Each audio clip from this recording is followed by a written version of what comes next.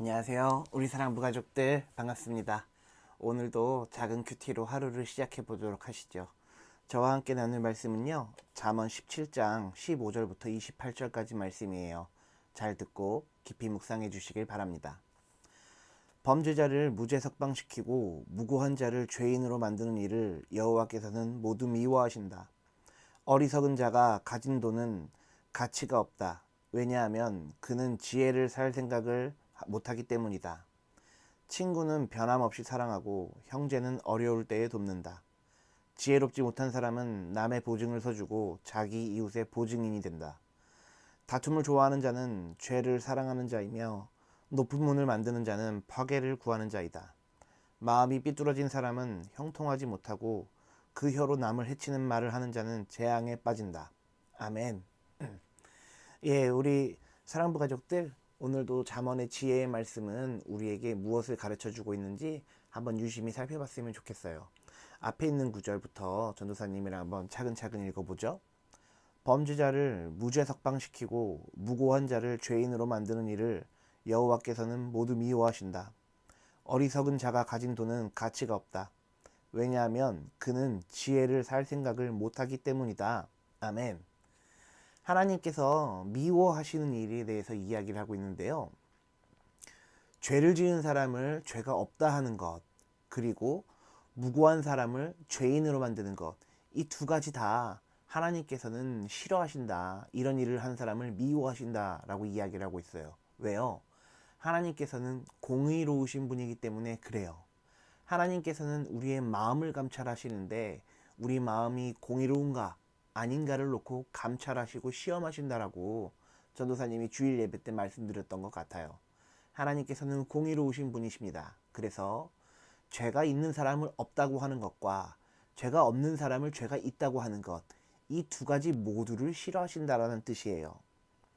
이처럼 어리석은 자는 돈을 가지고 있거나 또는 어떤 기득권층에 있거나 판사가 죄가 있습니다 없습니다 이런 일들 많이 하잖아요. 그 가운데 불의한 사람이 있다라는 것 같아요. 그래서 자신의 책임에 맞게, 자신이 주어진 사명이나 책임에 맞게 하나님의 말씀으로 공의롭게 모든 것을 판단해야 된다, 이런 말을 하시는 것 같아요.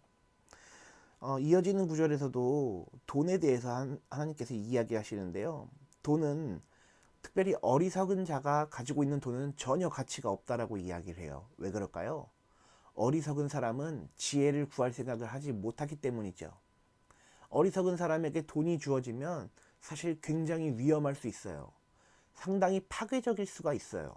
왜냐하면 그 사람은 지혜를 갖지 못했기 때문에 어리석은 자라고 성경에서 표현하고 있고, 그 어리석은 자는 사람들을 어떻게 이롭게 할 수 있을까? 이웃에게 어떻게 사랑을 전하지?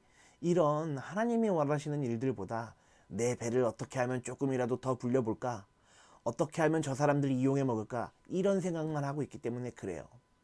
그렇게 사람들을 착취해서 모은 돈과 그 돈을 가지고 지혜를 사지 못하는 어리석은 사람들, 그런 사람들을 하나님께서 미워하신다, 오늘 잠언은 이야기하고 있습니다.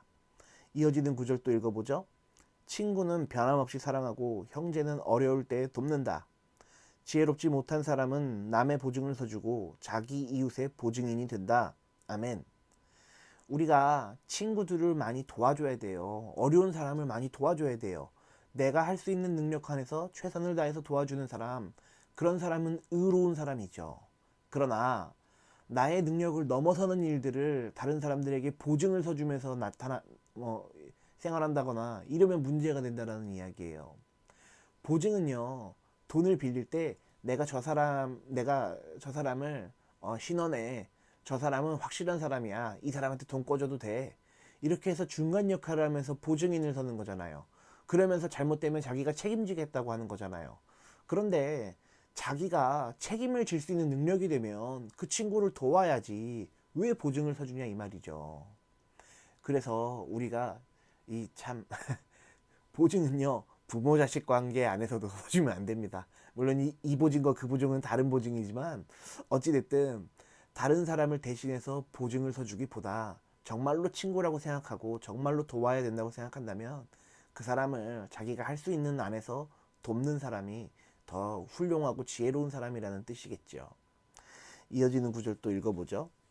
다툼을 좋아하는 자는 죄를 사랑하는 자이며 높은 문을 만드는 자는 파괴를 구하는 자이다. 마음이 삐뚤어진 사람은 형통하지 못하고 그 혀로 남을 해치는 말을 하는 자는 재앙에 빠진다. 아멘.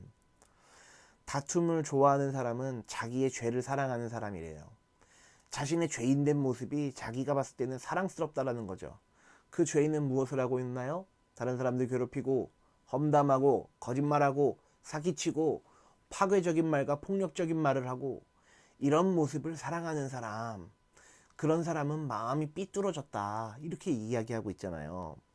또 높은 문을 만드는 자는 파괴를 구하는 자래요. 무슨 뜻일까요? 문이 높이가 높대요. 근데 왜 이것과 파괴와 관련이 있을까요? 이것은 자기 자신을 자랑하기 위해서 문을 높이 세우는 거 아니겠어요? 자신이 가지고 있는 어떤 권력, 부 이런 것을 자랑하기 위해서 높은 문을 세우는 거 아니겠어요? 이런 사람들은 필연적으로 다른 사람의 고통을 착취하고 다른 사람의 약자들을 보호하지 않고 오히려 그들을 이용하기 때문에 파괴적인 사람이라고 오늘 잠언은 이야기하고 있는 것이에요.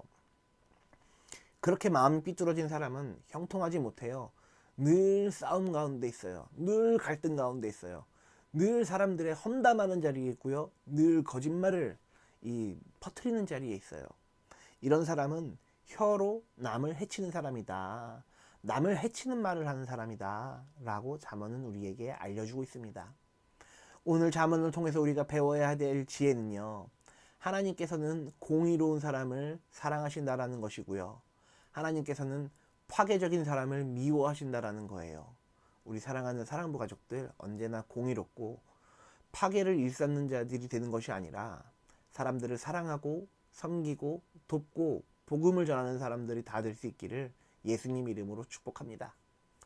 예, 전도사님이 기도할게요. 기도는 주님 그렇습니다. 우리 안에 우리의 죄된 모습을 사랑하는 우리가 있다면 하나님 회개하게 하여 주시고 파괴를 사랑하는 것이 아니라 하나님을 사랑하게 하여 주시옵소서. 날마다 공의로 지혜로 슬기로운 사람으로 거듭날 수 있도록 하나님 우리에게 말씀하여 주시옵소서. 하나님 말씀에 순종하며 살아가길 소망합니다. 주님, 하나님 말씀을 순종하기 위해 모인 자들에게 은혜와 축복을 내려 주시옵소서. 예수님의 이름으로 축복하며 기도했습니다. 아멘. 네, 우리 사랑부 가족들 잠언의 말씀을 잘 익히시기 바라고요. 잠언이 주는 지혜에 경청하셔서 하나님 말씀에 잘 순종할 수 있는 저와 여러분들이 다 될 수 있기를 축복합니다. 내일도 작은 큐티로 다시 만나도록 하죠. 우리 사랑하는 사랑부 가족들, 내일 만나요. 안녕.